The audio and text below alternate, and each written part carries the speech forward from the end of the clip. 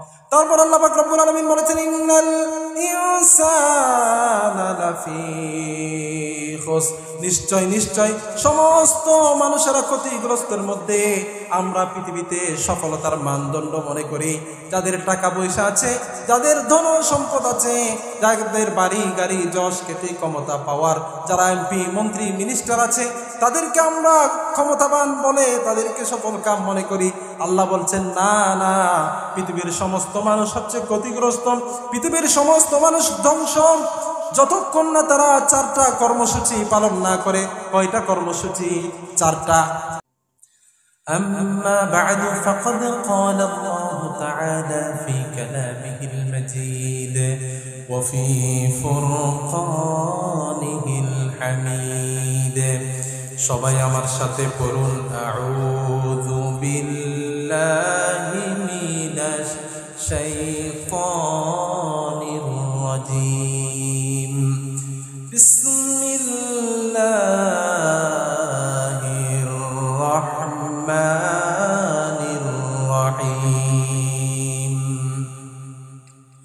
ওয়াল আসরি ইন্নাল ইনসানা লাফি খুসর إلا الذين آمنوا وعملوا الصالحات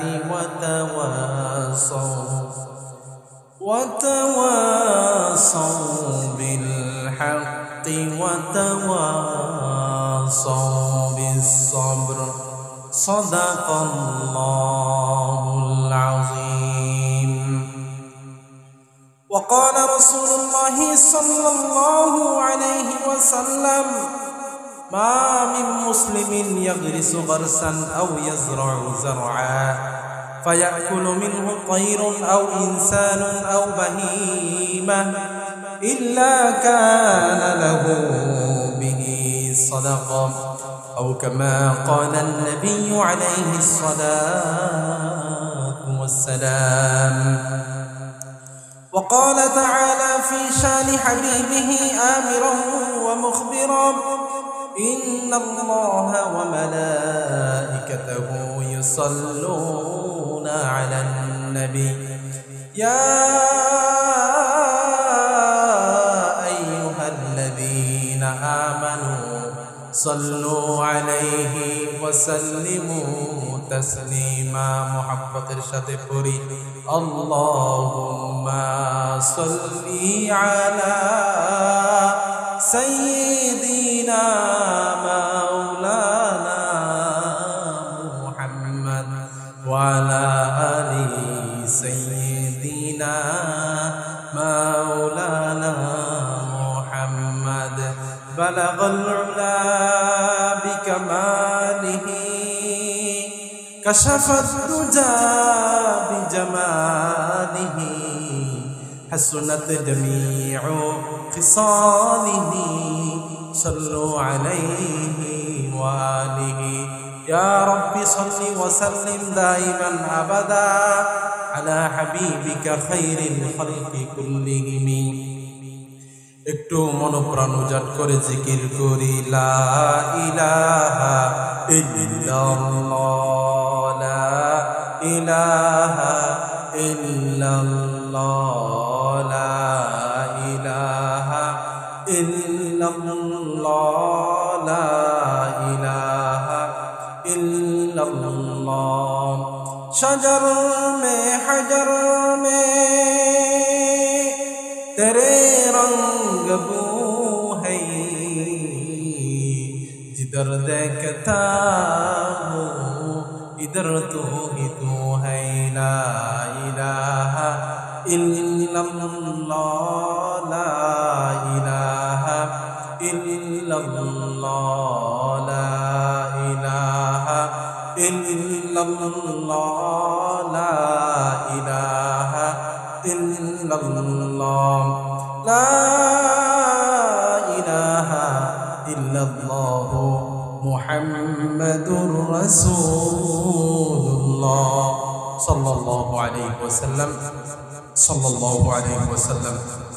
বাঁশখালী থানার অন্তর্গত ঐতিহ্যবাহী মাতব্বর পাড়া পূর্ব শিল্প, মাতব্বর পাড়ার পূর্ব পার্শ্বে গাজী শাহ রহিমউল্লাহ স্মৃতি পরিষদ ও এলাকাবাসীর উদ্যোগে আয়োজিত আজকের এই ৮ম ইসালে সওয়াব মাহফিলের সম্মানিত শ্রদ্ধাভাজন সভাপতি মুহতারম ও মুকাররম হযরত উলামায়ে কেরাম, আমার সামনে উপবিষ্ট মুরব্বিয়ানে ইজম বারাদারানে ইসলাম, মাইকের আওয়াজ যতটুকু বিস্তার করছে পর্দা অন্তরালে অবস্থানরত শ্রদ্ধেয়া সম্মানিতা মা ও বোনেরা, সর্বপ্রথম মহান রব্বুল আলামিনের আলিশান শাহী দরবারে লাখো কোটি শুকরিয়া জ্ঞাপন করছি যে মহান মুরিদ আমাদেরকে অত্যন্ত মায়া করে দয়া করে ভালোবেসে দ্বীনের নিসবতে কোরআনের মহাব্বতে জান্নাতি আয়োজনে দুনিয়ার সমস্ত জামিলা থেকে মুক্ত করে আজকের এই মুহূর্ত পর্যন্ত সুস্থ রেখে আসার ও বসার তৌফিক দিয়েছেন, সাথে সাথে পবিত্র কোরআনের তাফসীর শোনার তৌফিক দিয়েছেন। সেই জন্য সেই মহান মনিবের আলিশান শাহী দরবারে অন্তরের অন্তঃস্থল থেকে মহাব্বতের সাথে ভক্তি সহকারে আবেগের সাথে আকীদতের সাথে ঈমানের সাথে দেহের সবটুকুন শক্তি গলায় এনে সমস্বর একবার কালিমাতুশ শুকর পাঠ করে আলহামদুলিল্লাহ। সম্মানিত হাজিরিন, আজকে জোহরের নামাজের পর থেকে আপনারা হযরত উলামায়ে কেরামের জবান থেকে অত্যন্ত গুরুত্বপূর্ণ আলোচনা শুনে আসতেছিলেন। মাহফিলের এই পর্যায়ে আল্লাহ পাক রব্বুল আলামিন আমাকে আপনাদের খেদমতে উপস্থিত করে দিয়েছেন। আল্লাহ পাক রব্বুল আলামিন যদি তৌফিক দান করেন, আপনারা যদি দোয়া করেন, তাহলে আমি আপনাদের সামনে পবিত্র কোরআনের ছোট্ট একটি সূরা, সূরাতুল আসর, এটার সংক্ষিপ্ত তাফসীর পেশ করব। আল্লাহ পাক রব্বুল আলামিন আমাকে ইখলাসের সাথে আমলের নিয়তে বলবার মতো, আপনাদেরকে আমলের নিয়তে শুনবার মতো তৌফিক দান করুন। সবাই পড়ুন আমিন।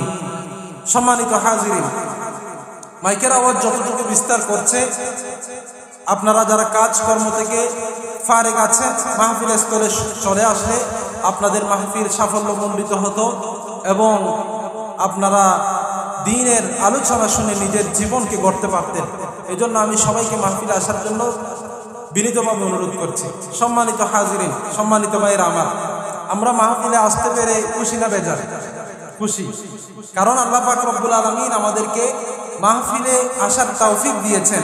এটাই প্রমাণ করে আল্লাহ তাআলা আমাদেরকে কি করেন? ভালোবাসেন। আল্লাহ পাক রব্বুল আলামিনের রাসূল বিশ্বনবী হযরত মুহাম্মদ সাল্লাল্লাহু আলাইহি ওয়াসাল্লাম হাদিস শরীফের মধ্যে বলেন, মান ইউরিদিল্লাহু বিহি খায়রান ইউফাক্কিহু ফিদ্দীন, আমি আমার উম্মতের মধ্যে যাকে ভালোবাসি, আল্লাহ পাক রব্বুল আলামিন যাকে ভালোবাসেন তাকে দ্বীনের বুঝ দান করেন, দ্বীনের কথা শুনবার তৌফিক দান করেন। সম্মানিত ভাইরা আমার, এখন আমাদের মাঝে যেই মাসটি চলতেছে, এই মাসের নাম কি?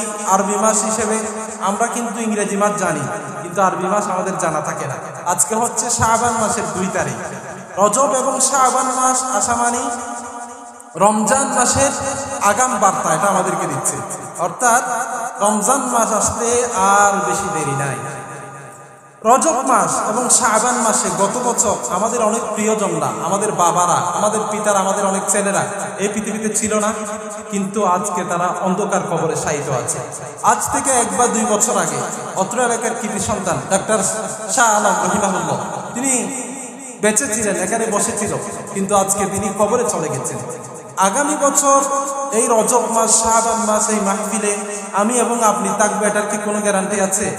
এটার কোনো গ্যারান্টি নাই। এই জন্য যে অল্প হায়াত আল্লাহ পাক রব্বুল আলামিন আমাদেরকে দিয়েছেন, এটার জন্য আমাদেরকে কৃতজ্ঞতা জ্ঞাপন করতে হবে। কৃতজ্ঞতা জ্ঞাপন কখন আদায় হবে? যখন আমরা এই হায়াতকে মূল্যায়ন করব। সম্মানিত ভাইয়েরা আমার, আমি লম্বা ভূমিকা না টেনে সরাসরি আমার আলোচনার দিকে চলে যাচ্ছি।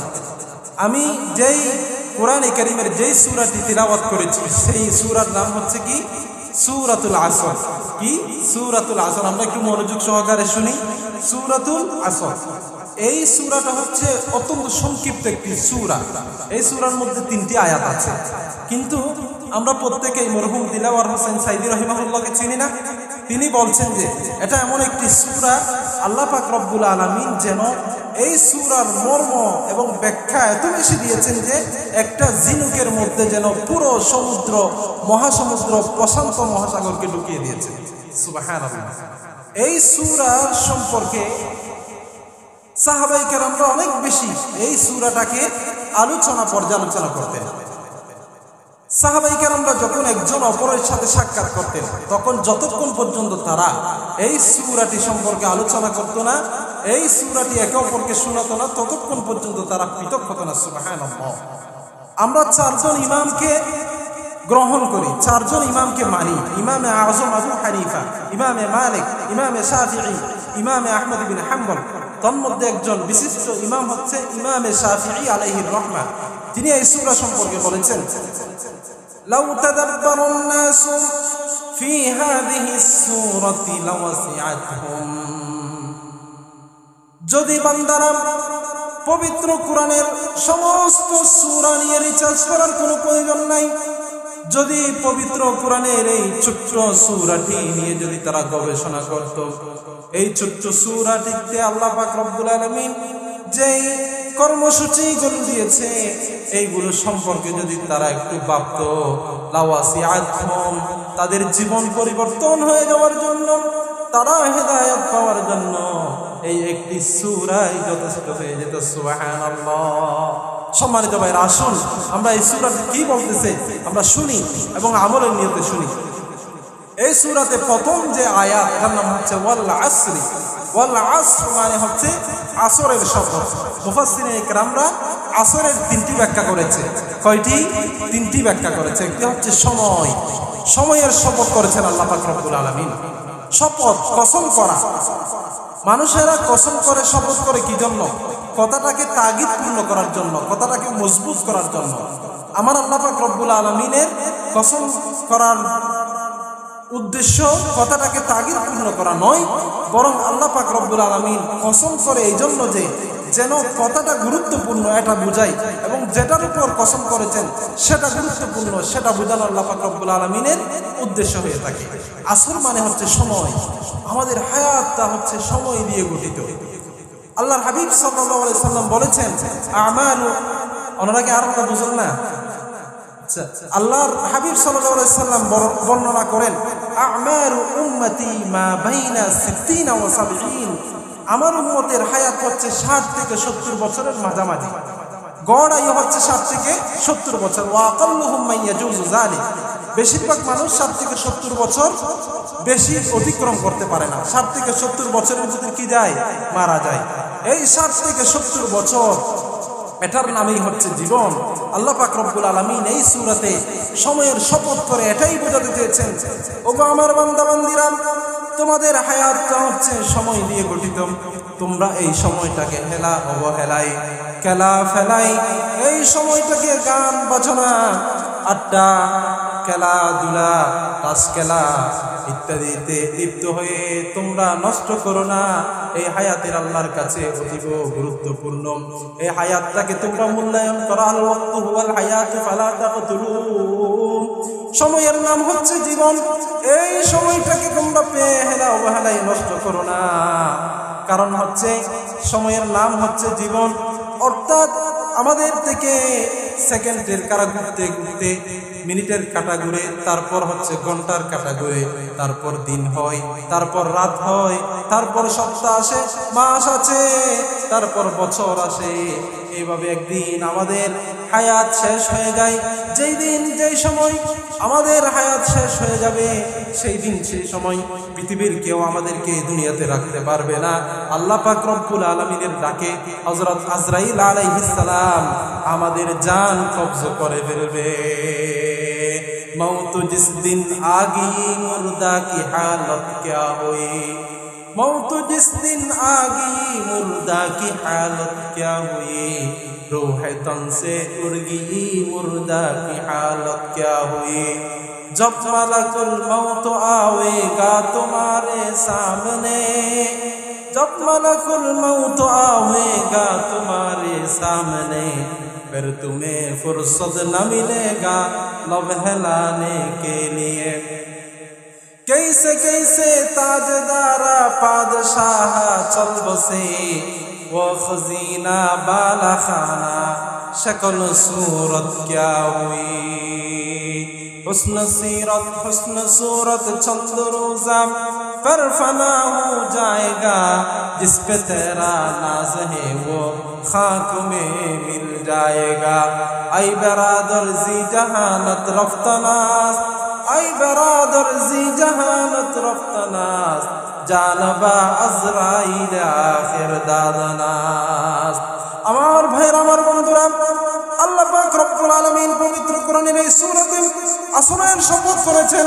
আসরের এক অর্থ হচ্ছে সময়, 2 নাম্বার আসরের সময় হচ্ছে আসরের যে নামাজ আছে, অর্থাৎ সূর্য ডলার পর থেকে সূর্য অস্তমিত হয়ে যাওয়া পর্যন্ত আল্লাহ পাক রব্বুল আলামিন আসরের সময়ের শপথ করে মানুষদের দৃষ্টি আকর্ষণ করেছেন।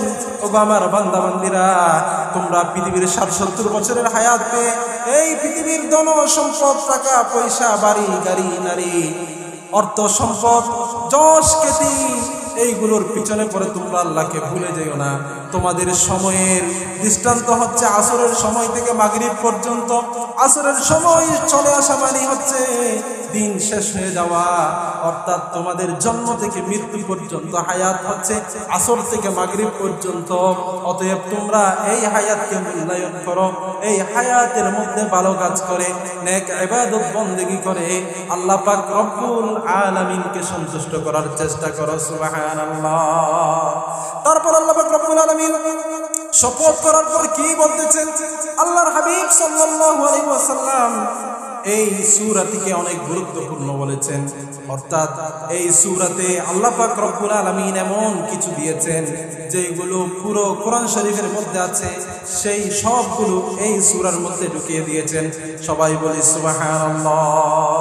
তারপর আল্লাহ পাক রব্বুল আলামিন বলেছেন, ইন্নাল ইনসানা লাফি খুসর, নিশ্চয় সমস্ত মানুষেরা ক্ষতিগ্রস্তের মধ্যে।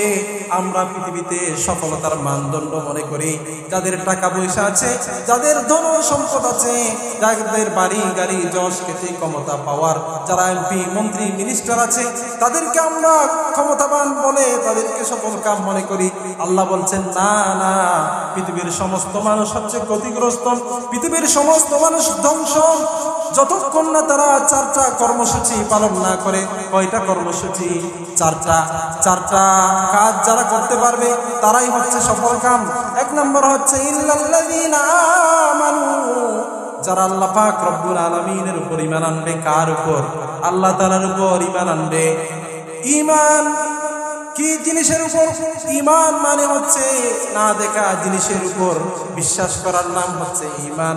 আমরা নুরানিতে মক্তবের মধ্যে ঈমানে মুফাসসাল, ঈমানে মুজমাল ছোট্ট বাচ্চাদেরকে পড়াই। সেইগুলোতে কি বলতেছে শুনুন। আমানতু বিল্লাহ, 1 নম্বর হচ্ছে আল্লাহ পাক রব্বুল আলামিনের উপর ঈমান আনা। কার উপর ঈমান আনা? আল্লাহ পাক রব্বুল আলামিনের উপর ঈমান আনা। আল্লাহ পাক রব্বুল আলামিনকে আমরা দেখি নাই, না দেখেও ঈমান আনতে হবে। আল্লাহ পাক রব্বুল আলামিনকে না দেখলে কি হবে? এই পৃথিবীর দিকে তাকান, উনদুর ইলাস সামাই ওয়া ইরতিফাইহা, আকাশের দিকে তাকান। ওয়ানদুর ইলাল শামসি ওয়া জিয়াইহা, এবং সূর্যের দিকে তাকান। ওয়ানদুর ইলাল কমারি ওয়া শুআইহা, চন্দ্রের দিকে তাকান।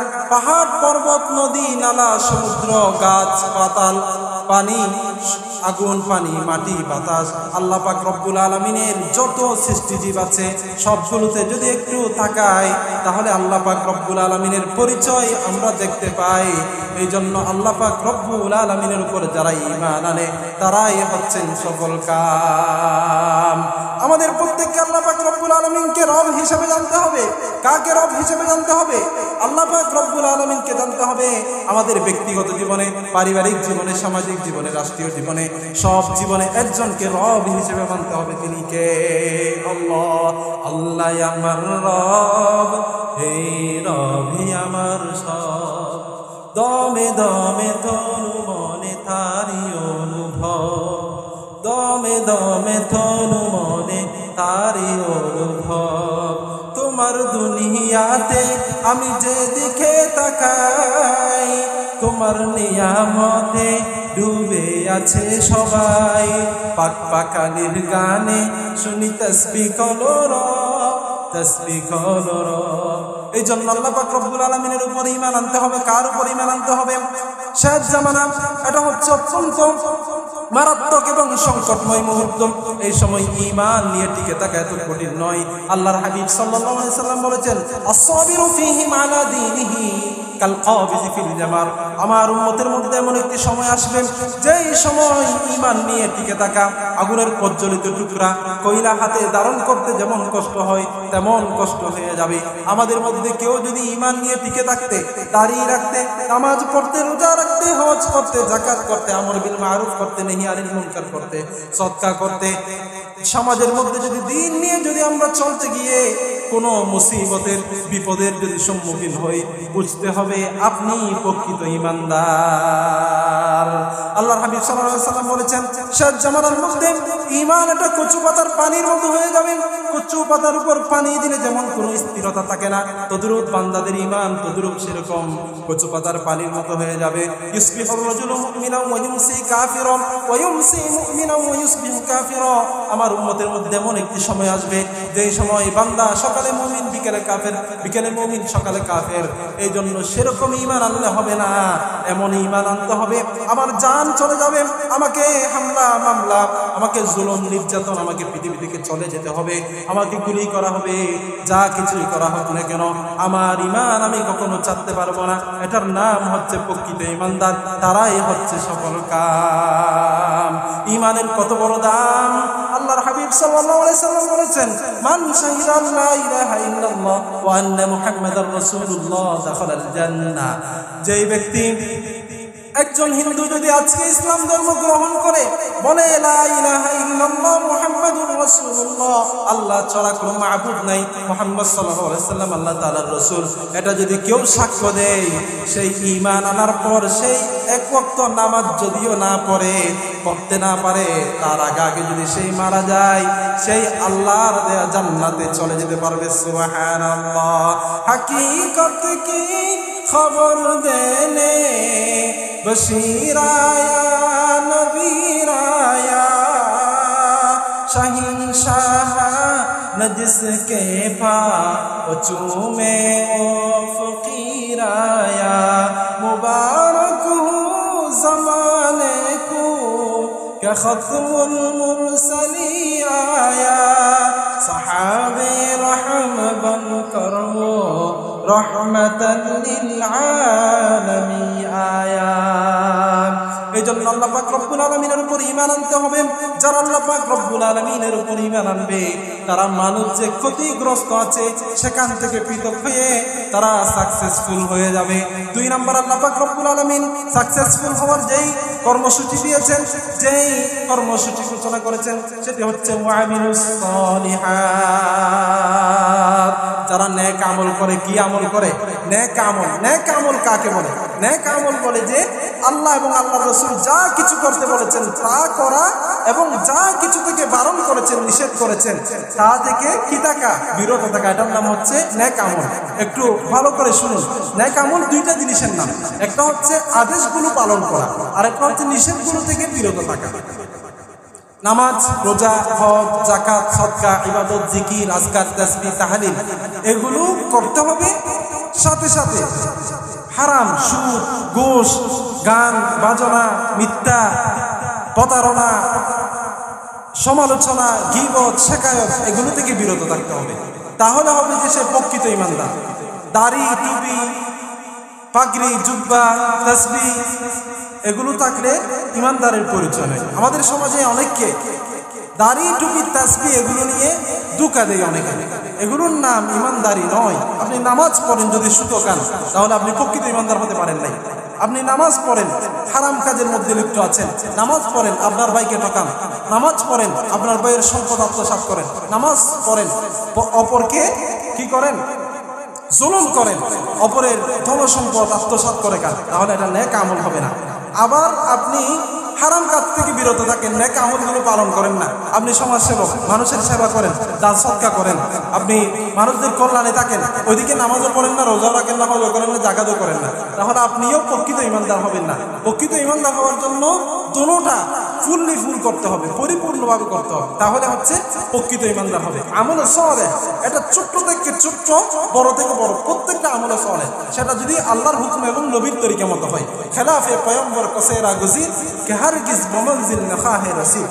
আপনি রাস্তা দিয়ে হেঁটে যাচ্ছেন, একটা কাটা বা হচ্ছে একটা কলার চামড়া পরে আছে, আপনি সেটা রাস্তা থেকে সরাই ফেলছেন যেন মানুষেরা কষ্ট না পায়, তাহলে এটাও হচ্ছে সৎকার সওয়াব। আপনি বাথরুমে ঢুকেছেন, দোয়া পড়েছেন, আল্লাহুম্মা ইন্নী আউযু বিকা মিনাল খুবুসি ওয়াল খাবাইস, বাথরুম থেকে বাহির হয়েছেন, গুফরানাক আলহামদুলিল্লাহিল্লাযী আযহাবা আন্নিল আযা ওয়া আফানি। আপনি সকাল থেকে সন্ধ্যা পর্যন্ত পরিবারের জন্য, টাকা পয়সা আয় রোজগার করার জন্য আপনি মাথার ঘাম পায়ে ফেলেছেন, এগুলো সৎকার সওয়াব। খায়রুস সাদকাতি মান আনফাকা আলা আয়ালিহি, যারা পরিবার পরিজনের জন্য খরচ করে সেটাই হচ্ছে সর্বোত্তম সৎকার। সবাই বলে সুবহানাল্লাহ। প্রত্যেকটা কাজ সেটা ইবাদত থেকে খালি হবে না যদি সেটাতে নেক নিয়ত থাকে। আপনি চাষবাস করেন, আপনি গাছ লাগান, তাহলে এগুলোতে যদি আপনি ভালো নিয়ত করেন তাহলে এগুলোতে সওয়াব পাবেন। সুবহানাল্লাহ। হাদিস শরীফের মধ্যে আছে, মা মিন মুসলিমিন يغرس غرسا أو يزرع زرعا فيأكل منه طير أو إنسان أو بهيمة إلا كان له صدقة। আল্লাহর হাবিব সাল্লাল্লাহু আলাইহি ওয়াসাল্লামের খাদেম হযরত আনাস রাদিয়াল্লাহু তাআলা আনহুর সূত্রে বর্ণনা, আল্লাহর হাবিব সাল্লাল্লাহু আলাইহি সাল্লাম বলেন, কোন বান্দা যদি কোনো একটা গাছ রোপণ করে, কোনো ফল ফসল যদি উৎপন্ন করে, সেখান থেকে যদি ফল আসে এবং ফসল যদি সেখান থেকে উৎপন্ন হয়, সেই ফল থেকে যদি কোনো মানুষ খায়, কোনো পশু পাখি খায়, তাহলে প্রত্যেকটার বিনিময়ে তার আমলনামার মধ্যে একটি একটি নেক আমল লিখে দিবেন। সুবহানাল্লাহ। শুধু তা নয়, আপনি আপনার ভাইয়ের সাথে হাসি মুখে একটু কথা বলেছেন, হাসি মুখে তার সাথে সালাম বিনিময় করেছেন, এগুলোর কারণেও আপনার আমলনামার মধ্যে নেকি লিখে দিবেন। সুবহানাল্লাহ। ইন্না মিনাল মা'রুফি আন তালকা আখাকা বিওয়াজহিন তালিকিন। আর যে ব্যক্তি এই দুইটি গুণ লাভ করতে পারবে, আল্লাহর উপর ঈমান আনতে হবে এবং আমল সালেহ যারা করতে পারবে, এই দুই কর্মসূচি যদি পালন করতে পারে, তাহলে আল্লাহ পাক রব্বুল আলামিন পবিত্র কোরআনের সূরাতুল কাহফের শেষের দিকে বলেছেন, ইন্নাল্লাযীনা আমানু ওয়া আমিলুস সালিহাতি কানাত লাহুম জান্নাতুল ফিরদাউসি নুজুলা। যারা আল্লাহর উপর ঈমান আনবে এবং আমল সালেহ করবে, সমস্ত ভালো কাজগুলো আদায় করবে এবং সমস্ত গর্হিত কাজ থেকে বিরত থাকবে, তাদের জন্য আল্লাহ পাক রব্বুল আলামিন মেহমানদারি স্বরূপ জান্নাতুল ফিরদাউস লিখে দিয়েছেন। সুবহানাল্লাহ। বেহেশত আজা কে আজারে নবাসত ওসে রাবা ওসে কারে নবাসত। আমরা পৃথিবীতে জায়গা সম্পত্তির মালিক হই, কিন্তু সেই জায়গা সম্পত্তির মালিক যদি আমরা হয়ে থাকি, সেখানে আমাদের জন্য মেহমানদারির ব্যবস্থা করা হয় না। মেহমানদারির ব্যবস্থা করা হয়, আমাদের ঘরের মধ্যে মেহমানদারি নাই, আপ্যায়ন নাই, কিন্তু কর্তৃত্ব আছে। আল্লাহ পাক রব্বুল আলামিন আমাদেরকে যে জান্নাত দিবে, ইন্নাল্লাযীনা ইয়ারিসুনাল ফিরদাউস, জান্নাতুল ফিরদাউসের আমরা ওয়ারিস সূত্রে মালিক হয়ে যাব। সেখানে আমাদের কর্তৃত্ব থাকবে, পাওয়ার থাকবে, সাথে সাথে আমাদেরকে সেখানে কোনো কাজকর্ম করতে হবে না। সেখানে আল্লাহর পক্ষ থেকে মেহমানদারি থাকবে। কেমন মেহমানদারি? আল্লাহু আকবার। হাদিস শরীফের মধ্যে এসেছে, আল্লাহ পাক রব্বুল আলামিন জান্নাতবাসীদেরকে ইন্না আউওয়ালা তাআমিন আকালাহু, আল্লাহর হাবিব সাল্লাল্লাহু আলাইহি সাল্লাম বলেন, জান্নাতবাসীদেরকে প্রথম যেই খাবার জান্নাতের মধ্যে খাওয়ানো হবে সেটা হচ্ছে মাছের ভুনা কলিজা। সুবহানাল্লাহ। আপনি জান্নাতে বসে আছেন, জান্নাতে বসে বসে আকাশ দেখতেছেন, আকাশের পাশ দিয়ে আকাশ দিয়ে একটা সুন্দর পাখি উড়ে যাচ্ছে, আপনার মন চাচ্ছে একটু জান্নাতের পাখিটা খাইতে।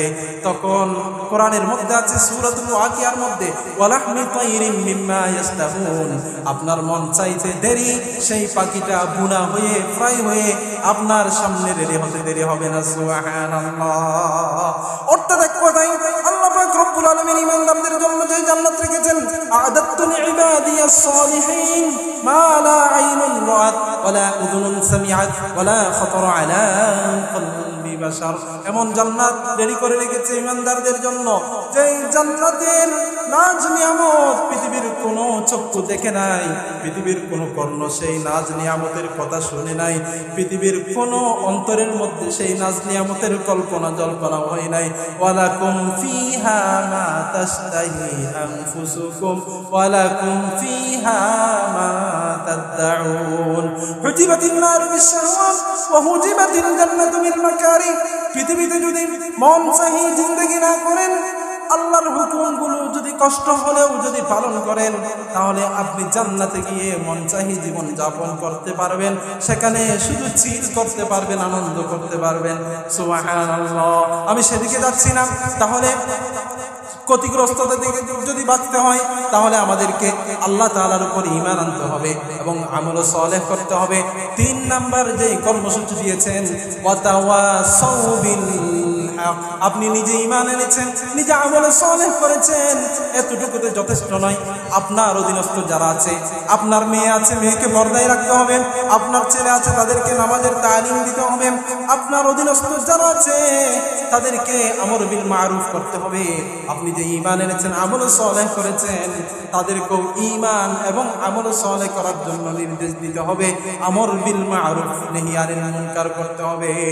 আপনি নিজে যদি ফজরের সময় নামাজ আদায় করেন, আপনার স্ত্রী যদি আদায় না করে, আপনার ছেলে যদি আদায় না করে, আপনার পরিবার প্রতিবেশী যদি আদায় না করে, তাহলে এই নামাজ আপনাকে জান্নাতে নিবে না। যদি সমাজের মধ্যে গজব আসে, সর্বপ্রথম আপনার উপর আসবে, নাউযুবিল্লাহ। এজন্য আমর বিল মারুফ করতে হবে। আমর বিল মারুফ হচ্ছে সৎ কাজের আদেশ দেয়া। কি দেয়া? সৎ কাজের আদেশ দেয়া। সৎ কাজের আদেশ দেয়াটা হচ্ছে উম্মতে মুহাম্মাদের বৈশিষ্ট্য। কার বৈশিষ্ট্য? উম্মতে মুহাম্মাদের বৈশিষ্ট্য। অন্যান্য যুগের মধ্যে যারা উম্মত ছিল, হযরত মুসা আলাইহিস সালামের, ইব্রাহিম আলাইহিস সালামের, ঈসা আলাইহিস সালামের, তাদের উম্মতেরা একে অপরকে দাওয়াত দিতে পারত না, কিন্তু উম্মতে মুহাম্মাদীদেরকে দাওয়াত দেওয়ার জন্য সৃষ্টি করেছেন। পবিত্র কোরআনে আছে, কুনতুম খায়রা উম্মাতিন উখরিজাত লিন-নাস তা'মুরুনা বিল মা'রুফ ওয়া তানহাউনা আনিল মুনকার। আল্লাহ পাক রব্বুল আলামিন আমাদেরকে পৃথিবীর সর্বশ্রেষ্ঠ উম্মত বানিয়েছেন। তাহলে আমাদের বৈশিষ্ট্য কি? তা'মুরুনা বিল মা'রুফ, তোমরা আমর বিল মা'রুফ করো এবং নাহি আনিল মুনকার করো। এবং আমরা যদি প্রকৃত ঈমানদার হই, আমরা যদি প্রকৃত ঈমানদার দাবি করি, তাহলে আমাদেরকে আমর বিল মা'রুফ নাহি আনিল মুনকার করতে হবে। আল্লাহর হাবিব সাল্লাল্লাহু আলাইহি ওয়াসাল্লামের প্রখ্যাত সাহাবী হযরত আবু সাঈদ খুদরি রাদিয়াল্লাহু তাআলা আনহু সূত্রে বর্ণনা আছে, আল্লাহর রাসূল সাল্লাল্লাহু আলাইহি ওয়াসাল্লাম বলেছেন, মান রাআ মিনকুম মুনকারা ফালইউগাইয়িরহু বিয়াদিহি। সমাজের মধ্যে যদি কোনো গর্হিত কাজ হয়, সমাজের মধ্যে যদি কোনো গান বাজনা, উলঙ্গপনা, বেলাল্লাপনা যদি হয়, আপনি যদি দেখেন আপনার যদি পাওয়ার থাকে, শক্তি থাকে, তাহলে সেটাকে আপনি হাত দিয়ে দমন করবেন, তাহলে আপনি প্রকৃত 1 নম্বরের ঈমানদার। সুবহানাল্লাহ। 2 নম্বর, আপনার ক্ষমতা নাই, পাওয়ার নাই, এখন আপনি যদি তাদেরকে বাধা দেন, তাহলে আপনার গায়ের উপর হামলা আসবে, আপনার উপর হামলা মামলা আসবে। তাহলে আপনি আপনার জবান যদি থাকে, জবান দিয়ে সবাইকে বলে দিতে পারবেন, এই কাজ যে তোমরা করতেছ এটা অত্যন্ত গর্হিত কাজ, এটা থেকে বারণ করো, তাহলে আপনি 2 নম্বরের ঈমানদার। আর যদি আপনি মুখেও যদি সেগুলো থেকে বারণ করতে না পারেন, তাদেরকে যদি নিষেধ করতে না পারেন, প্রতিরোধ করতে না পারেন, তাহলে মনে মনে ঘৃণা করবে। ওয়াদালিকা আযআফুল ঈমান, এটা হচ্ছে সর্বনিম্ন শ্রেণীর ঈমান। আমরা তো প্রত্যেকে এখন নিম্ন শ্রেণীর ঈমানদারের মধ্যে আছি। সমাজের মধ্যে বিবাহ হয়, গান বাজনা হয়, কত কিছু হয় সমাজের মধ্যে, এগুলোতে আমরা কোনো বাধাই দিতে পারি না। এটা করলে হবে না, আপনাকে বাধা দিতে হবে। আপনি যদি বাধা দেওয়ার জন্য যান, আল্লাহ পাক রব্বুল আলামিন আপনাকে সাহায্য করবে। ওয়াতাওয়াসাউ বিল হাক্কি ওয়াতাওয়াসাউ বিস সবর। আপনি যখন আমর বিল মারুফ নাহি আনিল মুনকার করবেন, সৎ কাজের আদেশ এবং অসৎ কাজ থেকে বারণ করবেন, সুদ, ঘুষ, হারাম কাজ এগুলো নিয়ে যখন সমাজের মধ্যে আলোচনা করবেন, তখন আপনার রিস্ক আসবে, আপনাকে বিভিন্ন ধরনের হামলা, জুলুম, অত্যাচারের হুমকি আপনার উপর আসবে।